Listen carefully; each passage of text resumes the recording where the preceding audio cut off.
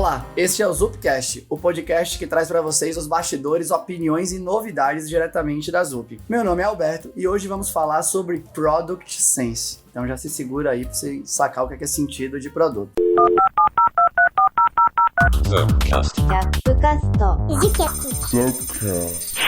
Antes da gente começar de fato, né, deixa eu só fazer a apresentação da galera que tá aqui comigo. Vou começar puxando aqui, né, Vitória Gonçalves, que ela é Product Manager e Community Manager aqui na Zup. Tudo certo com você, Vitória? Tudo bem, pessoal? Boa tarde. Também a gente tá aqui com o Maicon Prado, que ele é Head de Transformação, né, Head of Transformation aqui na Zup. Prazer estar aqui falando de um tema tão bacana quanto esse. E a gente também tá aqui com o Anderson Ami, que é Tech Manager lá no Itaú. E aí, Anderson, tudo certo com você? Fala, Alberto, tudo beleza, tudo ótimo. E eu tenho que me lembrar que é pra te chamar de Ami durante o podcast, não de Anderson. Tomara que eu me lembre disso daí. Tranquilo, vamos lá.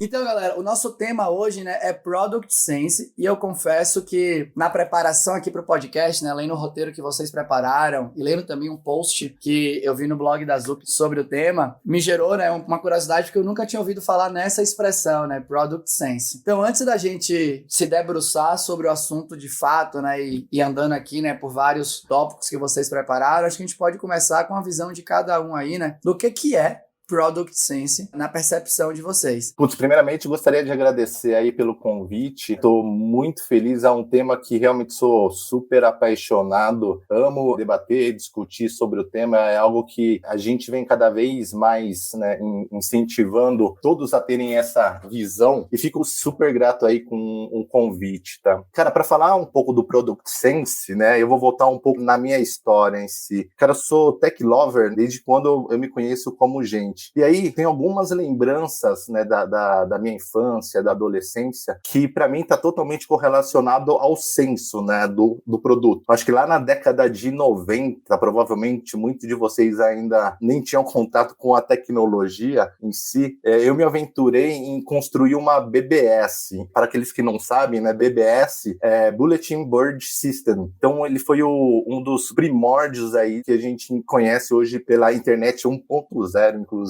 que era a internet de conteúdo. E a BBS, ela, imagine um website sem nenhum gráfico, toda baseada em caracteres, né, da tabela ASCII, aí eu falando aqui mais de tecnologia, né? Onde os usuários se conectavam, né, através de modem, linha de escada, diretamente na sua linha fixa, no seu telefone fixo. E aí eu construí essa BBS, né, coloquei algumas funcionalidades nessa BBS e ligava a BBS durante a madrugada. E aí, putz, os acessos começaram a crescer, eu comecei a divulgar, né, e na BBS tem muito a possibilidade, né, da iteração do cliente que está logado, né, e o cliente que se loga ou para ver alguma notícia, ou para trocar uma mensagem, ou para deixar uma mensagem para o operador, né, no caso do Arelco, para o CISOP, ou para jogar, inclusive, né? Então tinha várias funcionalidades, né, que a gente poderia disponibilizar para os clientes. Cara, e aquilo para mim era como se fosse um filho, assim, tipo, cara, não via a hora de chegar à noite para acompanhar os acessos, para avaliar o quanto de mensagem estava sendo trocada. Depois, no dia seguinte,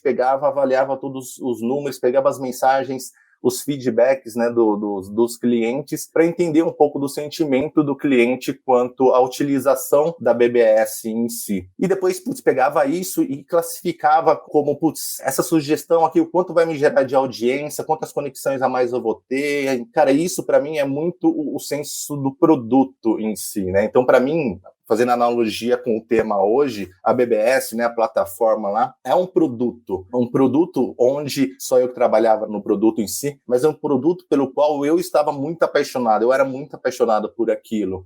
Queria ver aquele negócio crescer, queria entender quais os problemas dos clientes, enfim, para poder resolver dentro de uma BBS, analisava número, dados, né, tinha na época um grande nome da BBS era o Mandic, né? E, me espelhava muito na concorrência, no que eles faziam. Cara, pra mim, Product Sense é isso, entendeu? Tipo, cara, você tá apaixonado por um negócio, ter uma visão, ter o próprio roadmap, né? Quando eu pegava aquelas sugestões e classificava, montava um planejamento e um guia, né? Pra ir construindo e evoluindo o produto. Pra mim, isso é Product Sense. Massa demais, velho. Já conectou, né? Com um monte de gente que viveu aí nessa... Eu ainda era criança, e olha que eu sou meio já me chamei velho hoje. Viu? A galera aqui na ZUP já me chama meio de velho, mas tecnologia pra mim surgiu bem mais tarde, né? Eu não sou um tech lover desde que eu era muito jovem, a verdade é essa. Mas animal. Michael, traz sua visão também sobre o que é o Product Sense, né? Compartilha um pouco com a gente depois fecha com a visão de Vitória e depois a gente entra nas partes mais específicas que vocês prepararam aqui para o podcast. Fechado, Alberto. E mais uma vez é um prazer estar aqui, viu? Esse é um assunto que hoje está movendo o mundo. A gente está numa era que estamos todos olhando para vários produtos ao mesmo tempo, nem sabemos que estamos consumindo produto, mas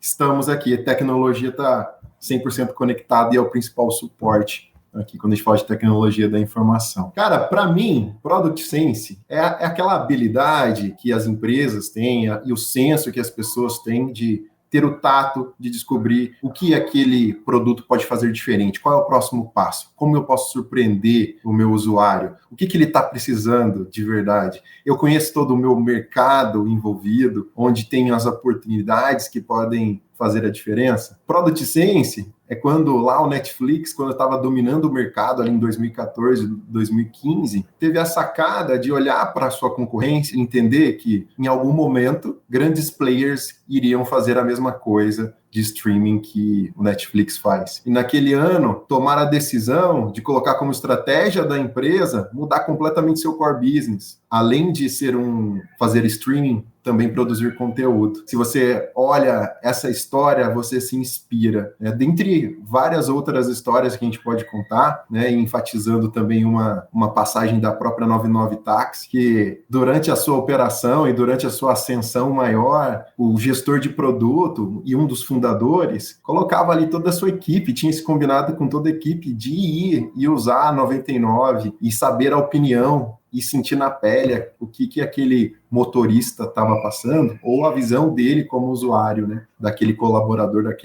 daquela pessoa que estava ali no dia a dia tomando decisões. Bom, acho que é isso. Acho que a gente vai discutindo aqui à medida que a gente for se aprofundando no tema. Massa, Michael. É bom que eu já estou aqui conectando com a próxima pergunta, depois que Vitória trouxer a visão dela, né, do que é Product Sense. Então, Vitória, fecha aqui com a gente, né, trazendo como que você enxerga o lance do senso de produto, né? Traz aqui sua visão para a gente depois aprofundar mais no tema aqui. Boa. É um prazer também estar aqui junto com a Mi e Maicon falando desse assunto. Acho que a gente já passou muito por isso na prática, né? Já quebrou muita cabeça com isso. A gente está tentando achar o caminho ideal e o Product Sense fala muito sobre isso. Bom, para mim o Product Sense começou quando eu entrei na área de TI. Eu participava muito de hackathons fora do trabalho. Então eu ia para uns hackathons, passava o final de semana e era sempre baseado em criar um modelo de negócios. Então a gente tinha um desafio, precisava criar um modelo de negócios, olhar para todos os pilares e como a gente evoluía esse modelo de negócios e criar um MVP. E para mim isso é um Product Sense que na época eu não tinha visibilidade que estava tão ligado assim com o produto. Então é entender todos esses pilares de produto, quem são os nossos concorrentes, igual o Maicon falou, como o mercado se posiciona, como a sua marca se posiciona para o mercado também, ouvir o seu usuário. O Product Sense para mim é a capacidade de entender o que torna um produto excelente, saber lidar com os problemas de produto, entender quais problemas do seu usuário você vai priorizar e em qual momento você vai priorizar, além de estar alinhado com todos os envolvidos, né, todos os stakeholders, saber tomar a decisão certa. Não tem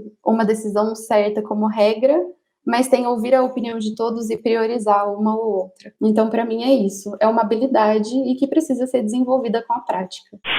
Vocês falando, né, eu me lembrei de um filme e me lembrei de uma história que eu nem sei se é verdade, mas quando o Orkut estava acabando e o Facebook estava nascendo e ficando famoso, tinha um pouco dessa fala, né, que Michael acho que trouxe, falando que uma diferença grande entre o Orkut e o Facebook é que o Facebook, os próprios funcionários e funcionárias utilizavam o Facebook como se fosse usuário padrão, né, tinha sua conta, né, com suas amizades lá dentro, enquanto que no Orkut a galera desenvolvia o Orkut, mas ninguém utilizava o Orkut de fato para estabelecer, né, os vínculos através das redes sociais e tal. Confesso que assim, eu nunca fui procurar para saber se essa história se sustenta ou não, mas eu lembro que eu ouvi múltiplas vezes, tempos atrás e tal, né? Eu achei que conecta muito com o que vocês trouxeram. Esse ponto, né, super bem lembrado, é algo que, para mim, ele é essencial para o sucesso do produto. O time, ele tem que acreditar muito, assim, na visão do produto, né? A paixão pelo produto não deve ser só do PM ou só do stakeholder. Eu acho que tem que ser do time como um todo, vestir a camisa daquele produto, sentir aquele produto, ir atrás de cliente para aquele produto, né? Então, Então, é um pouco do que vocês colocaram aqui, da diferença do Orkut e do Face. E eu também ouvi um outro filme, esse filme eu gosto bastante. Eu até botei aqui no Google, né, só pra não falar o nome errado, chama Um Senhor Estagiário, que tem uma empresa de roupas, né, e aí vai eles contratam um estagiário, né, que é uma pessoa já considerada idosa lá pelas leis dos Estados Unidos e tal, e a CEO, volta e meia, assume a cadeira de atendimento para ficar na linha de frente, né, falando com os problemas que acontecem nas entregas das roupas, para de fato sentir o que o cliente, né, a cliente na outra ponta tá passando quando acontece algum problema. Então, eu acho que é legal, né, perceber isso que vocês falam nessas histórias do dia a dia, né, dos filmes que a gente assiste e dos produtos que a gente usa. Por sinal, esse filme é sensacional também. É ótimo. E o estagiário, ele tem um sense, né? Então, ele entra e ele consegue pegando os problemas com a experiência que ele teve na vida inteira dele e consegue surpreender, né? Então, acho que o Product Sense é esse sentido que você desenvolve com relação ao que você está fazendo até chegar ao ponto que você consegue surpreender com o seu produto. Eu vou seguir agora aqui, né? Só pra quem tá escutando, né? Só pra você não pensar que eu estou inventando as perguntas. Michael, Ami e Vitória bolaram todo o roteiro. E eu estou seguindo como um bom soldado aqui pra não atrapalhar nada. Então, né? Mas acho que a gente pode entrar um pouco agora no podcast pra tentar materializar um pouco como que você constrói esse Product Sense, né? No seu dia a dia. E aí vocês trouxeram aqui um tópico, né? Que é dimensões de produto, né? E vocês trouxeram algumas dimensões, como elas eventualmente se relacionam. E me parece que isso é um aspecto muito importante para você conseguir ter esse senso de produto, né? Ter essa visão, antecipar problemas, né? Antecipar direcionamento de mercado, por aí vai. Então, se puder, galera, eu queria que vocês falassem um pouco aqui para todo mundo que está ouvindo sobre essas 3 dimensões que vocês trouxeram, né? Então, a Product Vision, a Product Strategy e a Product Execution Delivery. Então, visão de produto, estratégia de produto, né? E a execução delivery, né? Entrega de fato ali do produto. Se vocês puderem entrar um pouco nesse detalhe, né? E falar um pouquinho de cada uma, como cada um é importante na construção desse senso, vai ser legal. Bom, dimensões do produto, né? Para a gente conseguir evoluir o Product Sense, a gente precisa entender quais são essas dimensões e por onde começar olhando para um produto. Eu vejo que tudo começa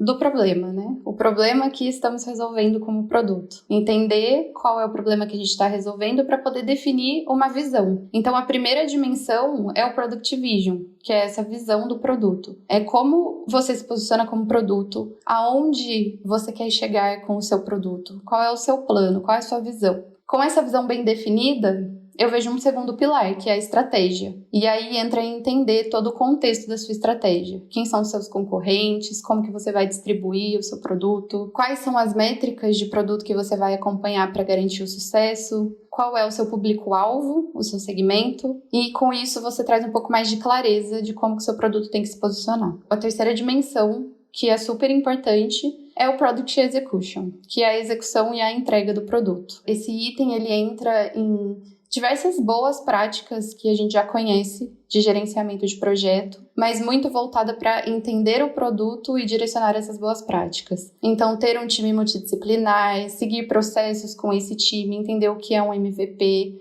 como que você está definindo esse MVP, olhar para growth, que são os dados, e como que você aumenta o seu público-alvo, se você está atingindo o seu público-alvo corretamente, e também o pilar de DevOps e agilidade, que é acompanhar essas métricas de tecnologia mesmo, e agilidade, que são as boas práticas que a gente conhece, de indicadores de Scrum, Kanban, enfim, conseguir entender qual é a boa prática que você tem que trazer para poder colocar o seu produto no ar mesmo, para poder desenvolver ele da forma mais rápida, mas sempre entendendo o cliente e tomando decisões com base em dados. Legal, e até complementando, Vicky, o senso é algo meio que instintivo, mas como qualquer coisa, né, vamos dizer assim, a gente consegue treinar, né, esse senso, né, para obter esse senso através de métodos ou através de técnicas, frameworks, né, em si. Eu acho que os 3 pilares, eles é super importante, né, para que a gente possa organizar de uma forma estruturada o senso de produto, né? Então, quando você falou da visão, estava até correlacionando aqui, pegando o tema, pegando um pouco do meu histórico. Se eu tinha essa visão com os 15 anos lá, quando eu montei a BBS, né, o que eu queria com com a BBS, né? O que eu tinha como norte, como bússola para aquela BBS, né? Putz, agora pensando, cara, o que eu queria, na verdade, era entreter as pessoas que ficavam de noite e eram amantes de tecnologias como eu. Então, putz, para mim, tudo que estava correlacionado a entreter as pessoas diante de um terminal, diante de um computador, estava correlacionado ao meu produto. Então, eu vejo a visão muito como uma bússola em si. Então, super importante também para o senso de produto. Ô, Ami, veja que lá no BBS, de maneira intrínseca, você tinha a visão. Você sabia exatamente o motivador e, por isso, você acreditava naquilo que você poderia estar criando para resolver aquele problema, né? E, ao mesmo tempo, você tinha uma estratégia de como implementar isso, como fazer isso acontecer, né? Tinha uma ideia bem formatada em relação a isso. E aí, a habilidade de execução, a noção de como executar aquilo, né? E aí, assim, a gente, realmente, quando a gente fala de Product Sense, é ser apurado, ter aquele feeling, mas não é só isso, com técnica, né? Os 3 tópicos aqui, ele reflete um pouco dessa técnica. Se você olhar e tiver o domínio sobre esses 3 tópicos, sobre a estratégia, sobre a visão e como executar esse produto, já é um ótimo caminho. E aí, a partir desses 3 tópicos, tem um universo de técnicas e vários tipos de técnicas que a gente pode explorar. Quando a gente fala de, por exemplo, de visão, é natural, né? A gente tem eu tenho uma grande ideia, que a gente fica apaixonado pela ideia e não pelo problema. Tem um conceito, acho que todo produteiro aí vai saber bem, que é uma das primeiras aulas que a gente tem quando a gente fala de produto, é qual é o job to be done daquele seu cliente. Ou seja, o que de fato ele quer fazer. A boa ideia em si, ela está resolvendo o problema do que o usuário quer fazer. Ele está, de fato, endereçando uma solução para um problema na causa raiz, né? Então, de fato, o Product Sense não é só o instinto, também tem técnicas, mas fundamentalmente, ele desenvolve a paixão sobre aquilo que você cria. Né? Técnicas e as ferramentas, né? Nossa, a Vicky vem apresentando para a gente as ferramentas que a gente tem para desenvolver o senso do produto em si. Putz, eu tenho achado sensacional, assim. Todas as ferramentas hoje já disponíveis, já que a gente pode aplicar para organizar nossas ideias, para ter uma estratégia, para ter um roadmap, para poder fazer as priorizações, né? Tendo em vista sempre o cliente. Nossa, tenho cada vez mais focado, né, no tema Product Sense. Muito bom. Calma aí, eu tô com 3 perguntas no meu juízo para fazer, eu não posso esquecer de nenhuma delas, mas eu preciso começar pela última, que foi o tema que a Mi trouxe, porque assim, as ferramentas suportam o propósito, não o contrário, né? A gente não adapta nada para a ferramenta, mas se a ferramenta for boa, ajuda no que você quer fazer. E a Mi trouxe, né, o fato aí que Vitória, eu sei que todo mundo tá te chamando de Vicky, mas eu preciso de mais podcasts com você para poder te chamar de Vicky, beleza? Combinado. Me trouxe, né, que vocês estão utilizando ferramentas que são muito legais, né, para suportar essa construção de visão, estratégia, execução, para facilitar o acontecimento disso, né, dentro, enfim, né, das múltiplas squads que devem tocar nos produtos que vocês trabalham. Se vocês puderem falar pelo menos um pouquinho para a galera que está escutando quais ferramentas, ou pelo menos as principais que vocês utilizam no dia a dia, e encaixar essas ferramentas nas dimensões, eu acho que pode ser legal, que, enfim, né, pode dar um norte aí, né, para quem está escutando e também pode querer utilizar as mesmas ferramentas. Existem diversas ferramentas que são utilizadas, né, como framework de cada etapa do produto, cada etapa que a gente está desenvolvendo, se é discovery, se é delivery, se você quer entender o problema, se você quer definir visão. Eu vou trazer 2 que eu gosto muito. Uma chama Problem Solving, que é você se colocar no lugar do cliente. Então, é um quadrinho mesmo que você preenche, falando quem você é como cliente, o que você está tentando fazer, qual é a sua dificuldade, por que você tem essa dificuldade e como você se sente. Então, preencher esse framework com as pessoas do time, com os envolvidos,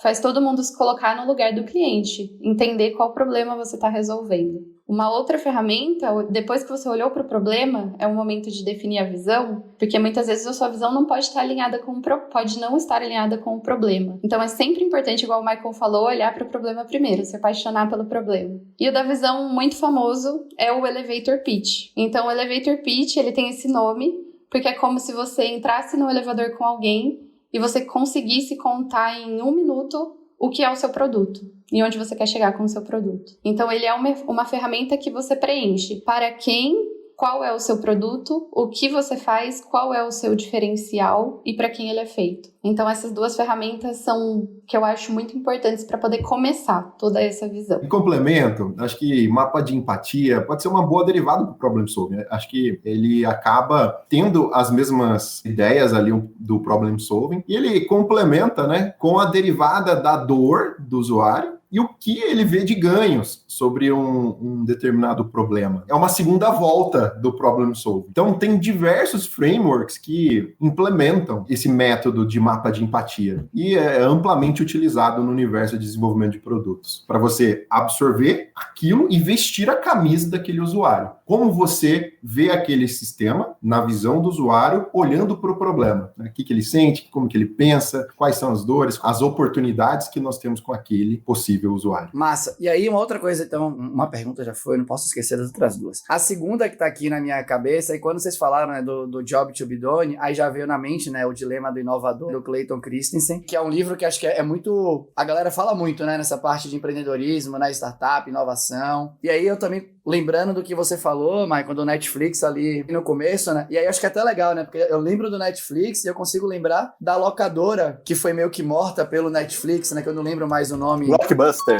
Pra você ver o negócio, né? Eu não lembro mais o nome da locadora que eu ia quando eu morava em Salvador ainda pra alugar os filmes, né? E ela comprou a locadora que era local lá de Salvador, que era a Video Hobby. A Video Hobby, ou Cara, e eu achava o máximo aquela inovação que eles trouxeram da Blockbuster, do drop, de você pegar a sua fita que você alugou e você não ter que entrar na loja pra devolver. Você colocava na caixinha lá, puf, te devolvia. E aí eu fiquei lembrando um pouco disso, né? Acho que tem vários casos aí que são meio clássicos da empresa que não quis renovar, né? Matar o seu próprio negócio. E eu acho que deve conectar muito com o senso de produto, né? Essa percepção adiantada que talvez chegou a hora de você dar um passo que é meio incerto, mas é melhor atacar agora do que saber que vai morrer daqui a 2 anos, né? Obviamente que tudo depende aonde a empresa quer chegar, né? Quais são os sonhos ali. Mas se vocês pudessem falar um pouco disso, né? Da relação que vocês veem entre construir o Product Sense, disso derivar, né? Para você enfrentar esse dilema do inovador, né? Que o livro fala ali, né? Como que você junta as coisas para saber, pô, será que chegou a hora de eu tentar dar uns 3 passos para frente, que é meio incerto, mas se eu ficar aqui, eu já tô percebendo que não vai dar mais para me mover daqui a certo tempo, porque o negócio tá ficando meio azedo, né? Tem um exemplo do Netflix, enfim, talvez vocês tenham outros, mas acho que pode ser legal de comentar com a galera que tá escutando. Cara, eu acho que tá muito correlacionado, né? Aqui eu acho que o Michael comentou, a gente inclusive até comentou sobre o mapa de empatia em si, né? Tá muito perto do cliente e tá vivendo as mudanças que os clientes, né, e a própria sociedade vem vivendo. Acho que é um dos fatores, assim, primordiais para que a gente consiga ter sempre uma evolução também da visão. No momento que a gente entende que a nossa visão ela tá se desconectando com um problema que os nossos clientes estão vivenciando, está na hora da gente mudar a visão. E, consequentemente, a gente muda a estratégia, muda o delivery, né? Muda o product delivery. Então, eu acho que está muito perto dos clientes, faz com que a gente tenha também a sustentabilidade de cada um dos negócios, né? E a mentalidade de growth, ela não só está correlacionada ao crescimento do negócio, mas o growth, para mim, também tem a ver com ser disruptivo, né? Colocar propostas novas para os modelos atuais. Então, eu acho que essa visão de growth, né, e sempre tá trazendo ideias novas para o que já está acontecendo, eu acho que faz com que a gente tenha uma cultura de inovação, sempre buscando aí resolver os problemas dos clientes. Vamos voltar um pouquinho mais atrás ainda? Ó, vou falar da minha idade aqui agora, né? Da Kodak. Ah, boa. Pô, por que a Kodak faliu? Caramba, ó, acho que uma interpretação seria assim, qual é o job to be done que a Kodak está resolvendo para os seus clientes? Eu entendo que seria o principal preservar memórias ou até mesmo preservar momentos, de certa forma conseguir resgatar algo que está sendo tão importante para o seu presente. Aí a Kodak ela ficou presa na fotografia através do filme e foi superada por outras tecnologias que faziam a mesma coisa com mais eficiência ou com um senso diferente com a atualidade. Ou seja, usou a tecnologia ao seu favor, as outras empresas engoliram ali a Kodak, muito na era digital. Não se precisa do filme para se produzir fotos digitais. E ela demorou para sacar isso. Quando sacou, foi engolida pelo mercado. E eu fico lembrando da Apple, né, com o iPhone e iPod, né? O iPod era sucesso, ele lançou o iPhone e ninguém mais tinha iPod, né? Acabou, tchau. Eu queria, acho que até complementar que o job to be done, né, é a gente olhar para o ponto de vista do cliente e que esse ponto de vista muda, né, com o tempo. Então é a gente entender que quando as pessoas estão ali tendo que fazer um trabalho, né, que é o Get a Job Done, elas contratam produtos e serviços para fazer isso. Então é entender qual é o trabalho que a pessoa está tendo que fazer e que o seu produto vai atender como resposta. Acho que isso é um resumo, assim, do Job to be Done para mim. Olha o exemplo clássico, Vicky, a Nespresso. Hoje, a Nespresso conquistou o mercado não pelo café em si, também pelo café em si, mas entendo muito pela conveniência. Ela vai além de prover a experiência do café. Ela não necessita de colocar lá o cachimbo da máquina expresso, de você amassar o café, você prensá-lo antes de colocar na máquina, de você sujar um monte de coisa. Então ela vende essa experiência para o cliente, essa comodidade, essa facilidade. Tem essa sacada, esse é o problema, e foca em como resolver da melhor forma possível, trazendo toda a praticidade, conforto que o usuário espera. Galera, pra gente ir fechando aqui, né, o nosso podcast, uma última pergunta, que é, pra mim tá bem claro, né, que a pessoa que fundou a empresa, né, está, enfim, nessa startup e tal, vai ter paixão pelo produto, né, de maneira sistemática ou de maneira meio que na raça. O Product Sense vai estar ali, né? Então, a Mi contou a experiência dele lá no início, né? Quando ele criou o primeiro produto dele e tudo mais. E também acho que é muito nítido que quem está trabalhando diretamente com o produto no sentido de ser PM, Product Manager, ou cargos relacionados ali, também vai desenvolver, né, naturalmente o Product Sense, porque afinal de contas, putz, não dá para você ser PM sem você estar sacando do produto. Só que tem várias outras pessoas envolvidas no trabalho, né? Quando a gente pensa em execução e tudo mais, que não necessariamente precisa estar com isso na mente o tempo inteiro para fazer o seu trabalho. Mas, por outro lado, não estar com isso na mente o tempo inteiro provavelmente faz a pessoa fazer o trabalho pior do que ela poderia. Então, como que vocês fazem para conseguir espalhar esse Product Sense, né? Para tentar desenvolver esse pensamento na mente das pessoas que, assim, se você não entender exatamente o que você está resolvendo, qual é a visão, se você não questionar o que for te pedido contra a visão que está estabelecida, você vai estar gerando menos valor do que você poderia para esse ambiente aqui, né? Não sei se é um desafio que vocês passam, mas eu imagino que deva ser aí. Rola falar um pouco sobre isso? Bom, com certeza. Eu acho que esse é um desafio grande, porque também a gente não pode ocupar o time todo com dinâmicas o tempo inteiro olhando para produto. Eu acho que é importante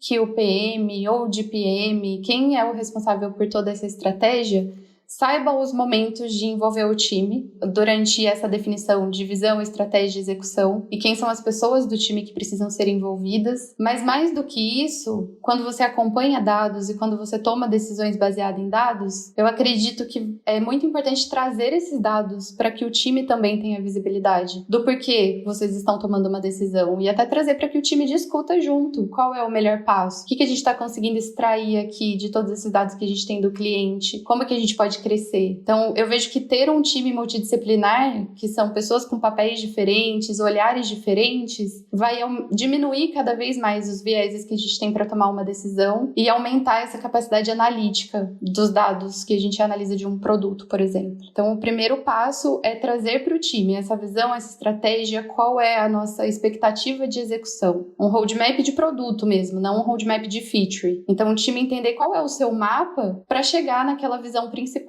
E com isso, ele participar das tomadas de decisões, com você trazendo dados para que eles possam olhar também. Putz, para mim, eu acho que essa questão, Alberto, uma super pergunta, aliás, está muito correlacionado à liderança em si, né? E aqui eu acredito muito na liderança por influência. E como a gente executa a liderança por influência? É fazendo com que as pessoas, principalmente as pessoas que veem na sua missão um propósito para aquela pessoa também, né? Eu acho que essa conexão entre a visão do produto e o propósito da pessoa em si, ela é muito importante para que ela se sinta engajada num propósito dela também. E a liderança por influência, ela está muito correlacionada a isso.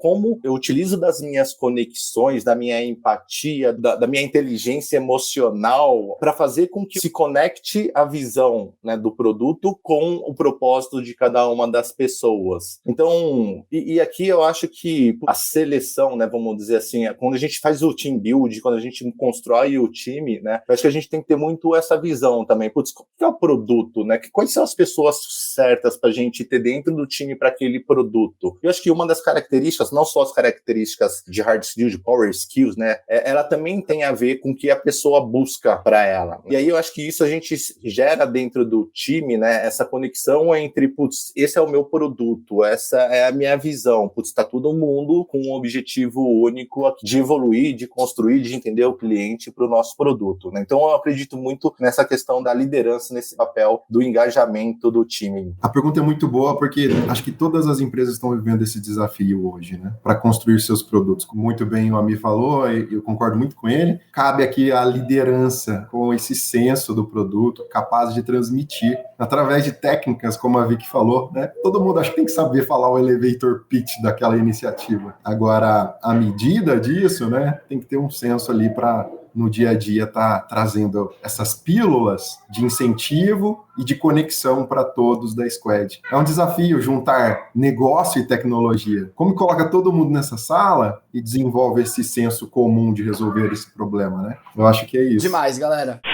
Estamos chegando no final. Começar a deixar aqui os agradecimentos. Primeiro, agradecer a mim, Michael e Vitória pelo tempo de vocês, né? Por terem vindo aqui e compartilharam todo o conhecimento que vocês têm. Tenho certeza que quem está ouvindo curtiu demais. Muito obrigado pela participação de vocês. E para quem está ouvindo, né? Muito obrigado, né? Valeu demais pela sua audiência. Se você quiser saber mais de Ami, de Vitória e de Michael, as redes sociais de cada um deles está aqui, né? Deles e dela, obviamente, está aqui descrita no podcast. E é isso, galera. Muito obrigado pela audiência e a gente se vê no próximo Zupcast.